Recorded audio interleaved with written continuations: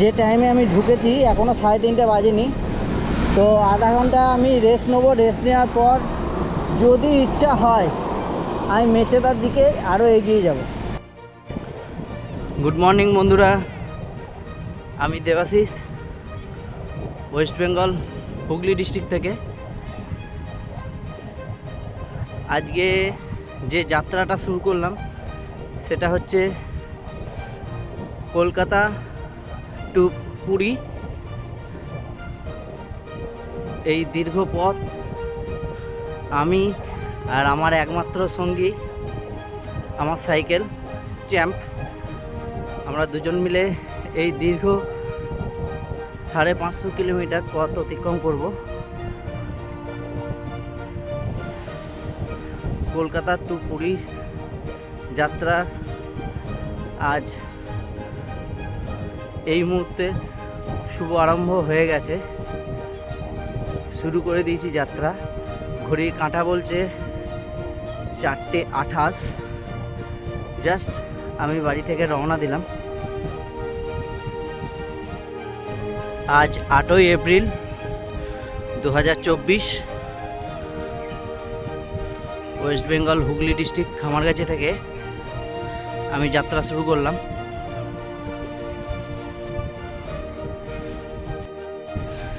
এখনো ভোরে আলো ফুটেনি, রাতের অন্ধকার এখনো রয়েছে। তবে চলো সবাই মিলে একসঙ্গে একটা জয়ধ্বনি দিই, জয় জগন্নাথ।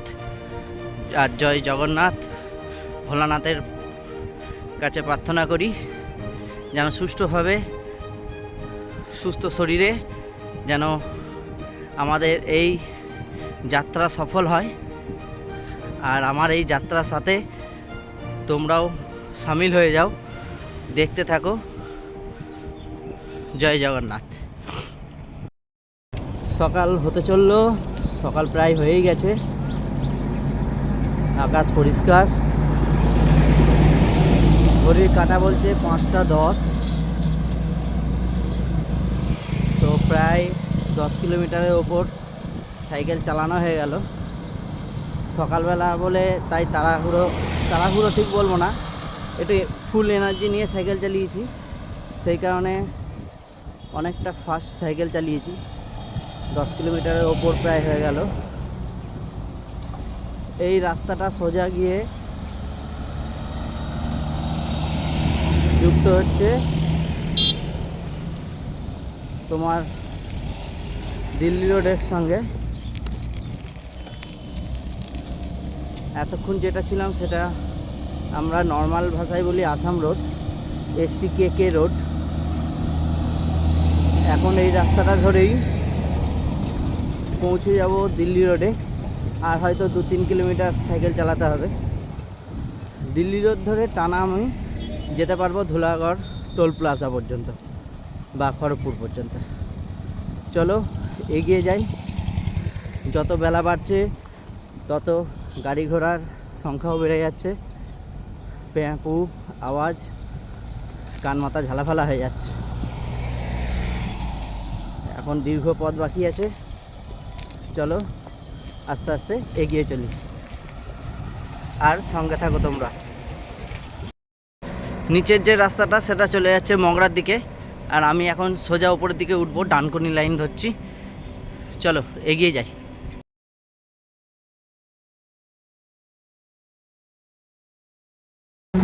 এখান থেকে কলকাতা 54, শ্রীরামপুর 27, চুঁচুড়া 12। চলো এগিয়ে যাই। ঘড়ির কাঁটা বলছে 5:45, অর্থাৎ 5:45। দিল্লি রোডের ওপর দিয়ে এখন যাচ্ছি। ফাঁকা রাস্তা, সেরকম ভিড়ভাড়টা এখনও পর্যন্ত নেই। সব থেকে বড় কথা যেটা, সেটা হচ্ছে মেঘলা আকাশ আর স্নিগ্ধ হাওয়া এখনও পর্যন্ত বইছে। ঠান্ডা প্রকৃতির মধ্যে সাইকেল চালিয়ে যাচ্ছি। যতটা কষ্ট হওয়ার ততটা হচ্ছে না। সাইকেলের স্পিডও মোটামুটি 18 কিলোমিটার। বেগে সাইকেল যাচ্ছে, চালাতে পারছি।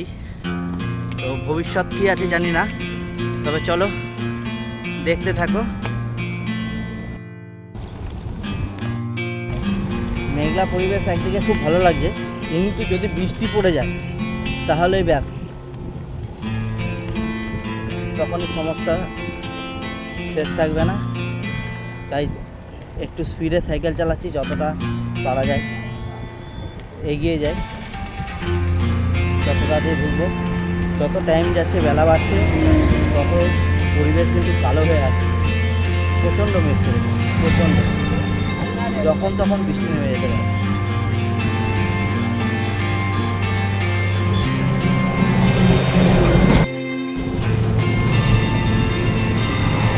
বন্ধুরা, পরিবেশ তো খুব ভালো আছে, মেঘলা পরিবেশ, কিন্তু অসুবিধা এটাই যে বৃষ্টি পড়া শুরু হয়ে গেছে।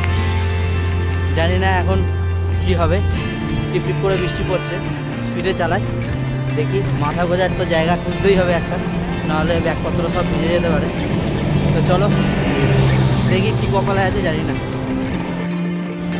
টোল প্লাজাটা এখনও পর্যন্ত চালু হয়নি, এটা যতটা সম্ভব আমি শ্রীরামপুর পার করে এলাম, তারপরে এই টোল প্লাজাটা পড়লো। ধুলাগড় টোল প্লাজা এখনও বলছে 17 কিলোমিটার, যেটা গুগল ম্যাপে দেখাচ্ছে। সোজা যাচ্ছি এখন, দেখি এখন বাজে 8:45। দেখি কতক্ষণের মধ্যে ধুলাগড় টোল প্লাজা ক্রস করি। এখন বাজে 10:05, চলে এসেছি ধুলাগড় টোল প্লাজায়। যেহেতু আমাদের সাইকেল, তাই কোনো টোলের ব্যাপার নেই, ফ্রি। আর এই প্রথম আমি সাইকেলে করে ধুলাগড় টোল প্লাজা পাস করছি, তো ভালো লাগছে। আর বেশিক্ষণ নয়, কোলাঘাট টোল প্লাজার পর একটুখানি টি ব্রেক নেবো, আর একটু জল খাবারও খেয়ে নেবো। তো চলো যেতে থাকি। যেহেতু সাইকেল, কোনো টোল দিতে হবে না, বুক ফুলিয়ে চলে যাব। এখানে লেখাই রয়েছে 2 আর 3 হুইলারদের জন্য এই রাস্তাটা। হালকা বৃষ্টি পড়তে শুরু করেছে, জানি না কি হবে। রেনকোট আবার খুলে ফেলেছি আমি।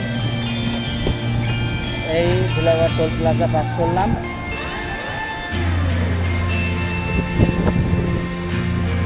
বৃষ্টি পড়া শুরু হয়ে গেছে, খুব জ্বালাচ্ছে আজকে, খুব জ্বালাচ্ছে। এই মাত্র কিছুক্ষণ আগে আমি রেনকোটগুলো খুলে ফেললাম, আবার বৃষ্টি পড়া শুরু হয়ে গেছে। বিরক্ত লাগে। দাঁড়ায় কোথাও, ভালোই বৃষ্টি পড়ছে, কোথাও দাঁড়াতে হবে, দাঁড়িয়ে রেনকোটটা পরে নিই। আর একটু ভালো জায়গা যদি পেতাম তাহলে চাও খাওয়া যেত। একটা জায়গায় চা খেলাম, কিন্তু বেকারি বিস্কুট খাবার ইচ্ছা হচ্ছিল, তো ওখানে বেকারি বিস্কুট ছিল না, তাই জন্য বেকারি বিস্কুট আর নেওয়া হলো না, খাওয়া হলো না। তো আর একটা জায়গায় দেখি চা খেয়েছি একটা, তো অন্য কোথাও জায়গায় বসারও জায়গা ছিল না, তো অন্য কোথাও বসে সুন্দরভাবে একটু জল খাবারটা আর একবার চা খেতে হবে।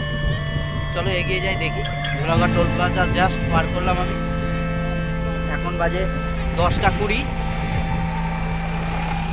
কোলাঘাট যেতে আশা করি দুপুরে, আজকে রোদ নেই, তো দুপুরে খাওয়া দাওয়া করে বিকেলবেলার মধ্যে আশা করি যে পৌঁছে যেতে পারবো, যদি সব কিছু ঠিকঠাক থাকে। ধুলাগড় পেরিয়ে অনেকটা চলে এসেছি, তো এসে দেখলাম রাস্তায় কলা নিয়ে নিয়েছিলাম, আর পাউরুটি ছিল, জল থেকে দিয়ে ওটা পাঠিয়ে পাউরুটি আর কলা দিয়ে আবার করে জল খাবারটা খাচ্ছি।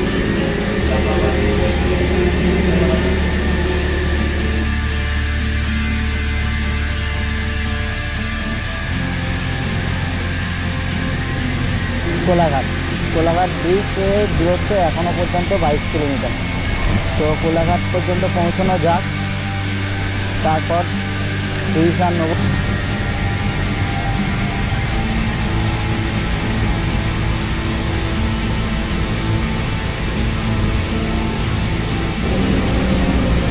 রোদ চরম দিয়েছে,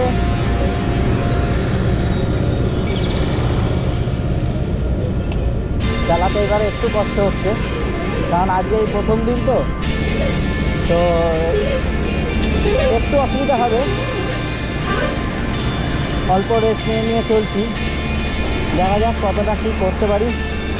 ইচ্ছা তো আছে যে কোলাঘাট থেকে আরও একটু এগিয়ে যাব তমলুকের দিকে, যার ফলে আমার কালকে জার্নিটা একটু কম করতে হবে। একটা পেট্রোল পাম্প পেয়েছি, একটুখানি খাবার জল নিয়ে নেব। খাবার জল প্রায় শেষ হয়ে গেছে।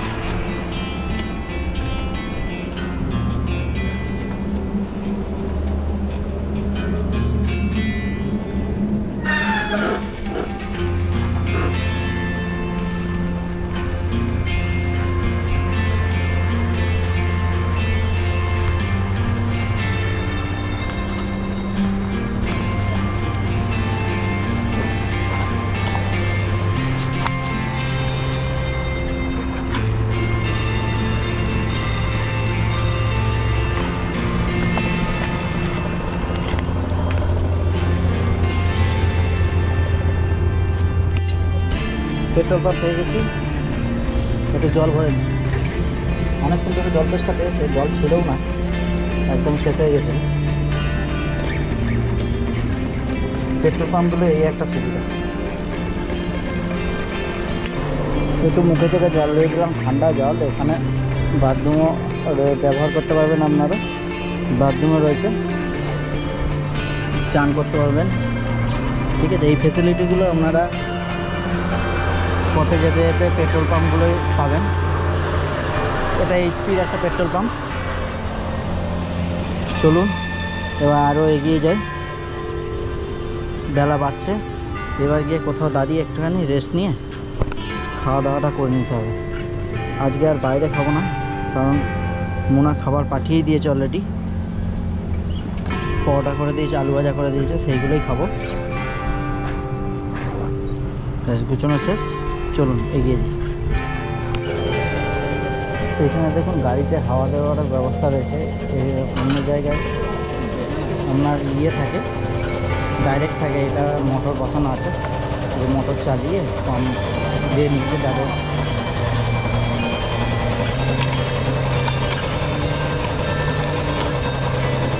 দেখতে পাচ্ছেন পথে এরকম অনেক লোক পাওয়া যায় যারা এইসব ব্যাপারে সত্যি খুব আগ্রহী। আর এইসব মানুষগুলোর সঙ্গে একটু কথা বলতে বলতে যেতে সত্যি মনটা পুরো ফ্রেশ হয়ে যায়, আরও এনার্জি পায়। এই এখনও যা দূরত্ব, এখন বাজে ঘড়ি কাঁটায় 1:15। আমি এর আগে এখানে পেট্রোল পাম্পে গেছিলাম, জল ভরলাম, মুখে চোখে জল দিলাম, পরিষ্কার হয়ে গেলাম, ফ্রেশ হয়ে আবার সাইকেল চালানো শুরু করেছি। তো কোলাঘাট মোটামুটি এখনও প্রায় 18-20 কিলোমিটার হবে। ম্যাপ দেখা হয়নি, আরেকটু এগোয় গিয়ে তারপর ম্যাপ দেখবো যে আর ক কিলোমিটার বাকি আছে। ইচ্ছা আছে কোলাঘাটে গিয়েই জলখাবারটা খাবো, মানে দুপুরের খাবারটা খেয়ে নেবো, তারপর একটু রেস্ট নিয়ে, আজকে তো রোদ সেরকম নেই, তো হালকা একটু রেস্ট নিয়ে আবার বেরিয়ে যাব, যদি শরীর পারমিট করে। তো এগিয়ে যাব একটু তমলুকের দিকে, যাতে কালকের জার্নিটা আমার একটু তাড়াতাড়ি আমি পৌঁছতে পারি দীঘাতে। আমি আজকে যতটা টেনে দিতে পারবো, কালকে ততটাই আমায় কম যেতে হবে। রোডের ধারে একটা দোকান পেলাম, ফাঁকা বসার জায়গা আছে বেশ। এখানটা সাইকেলটাকে রেখে দুপুরে খাবারটা এখানে কমপ্লিট করে নিই, কারণ জলটা এখনও ঠান্ডা রয়েছে, ঠান্ডা জল খেতে ভালো লাগছে। খাবারে রয়েছে আলু ভাজা আর পরোটা। তো খাওয়াটা স্টার্ট করা যাক।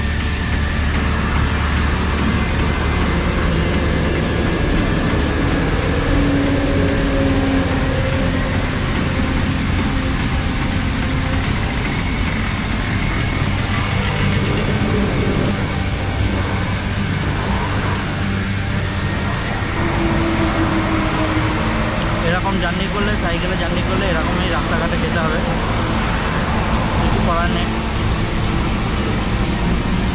বাড়ির সুখটা কদিনের জন্য ভুলে যেতে হবে।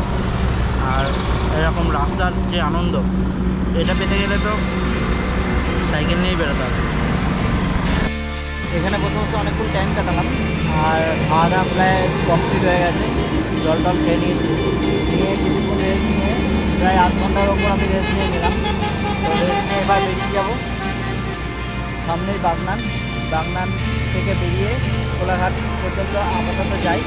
এখন যা দেখাচ্ছে কোলাঘাট গুগল ম্যাপে, তা প্রায় 14 কিলোমিটার। এখন বাজে 2:30। তো চলো আস্তে আস্তে এগিয়ে যাওয়া যাক। দাঁড়িয়ে গেলাম জল খাওয়ার জন্য, জল তেষ্টা পাচ্ছে, কারণ পরোটা খেয়েছি, জল টান ধরছে খুব।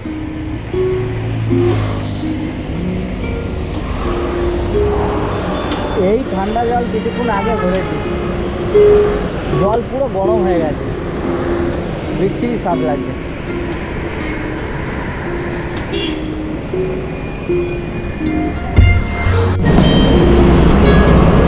বন্ধুরা, কোলাঘাট ব্রিজ পার করছি।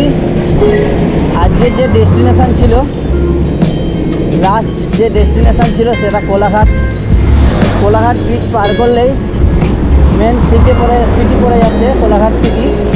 তো ভেবেছিলাম যে কোলাঘাট সিটিতেই আজকের দিন রাত্রিবেলাটা কাটিয়ে দেবো, হোটেলে বা কোনো পেট্রোল পাম্পে।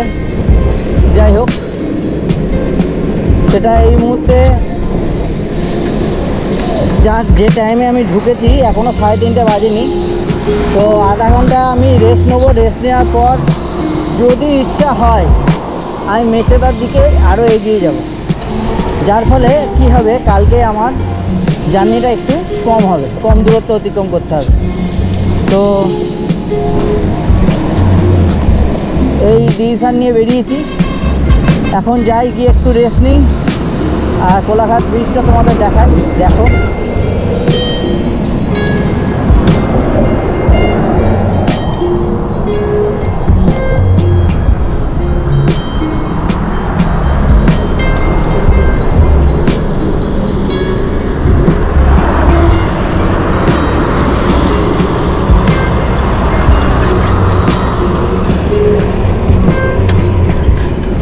একজনের সঙ্গে দেখা হলো, তিনি বললেন যে নন্দকুমার চলে যেতে।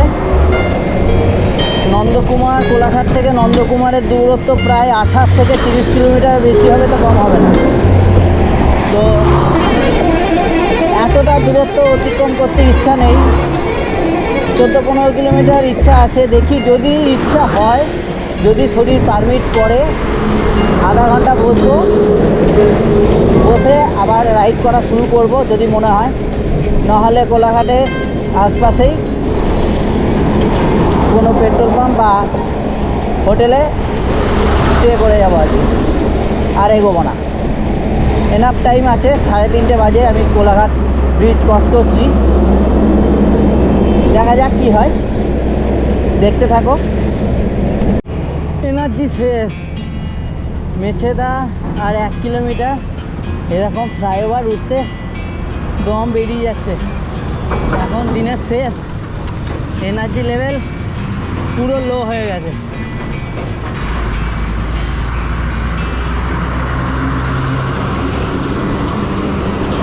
ও, পায়ে প্রেসার পড়ছে প্রচণ্ড। গিয়ার সাইকেল হলে কি হবে, প্রেসার তো দিতে হচ্ছে। যাই হোক, মেচেদা চলে এলাম, আর 1 কিলোমিটার।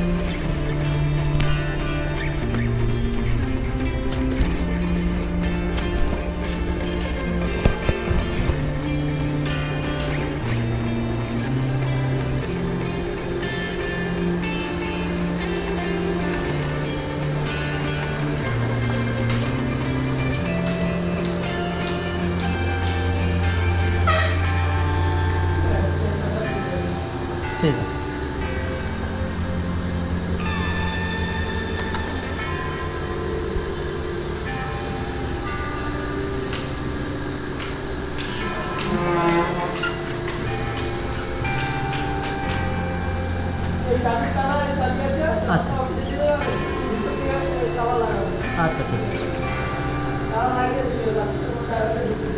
ঠিক আছে। বাথরুমটা কোথায় দাদা? বাথরুম সামনের দিকে ঠিক আছে, ঠিক।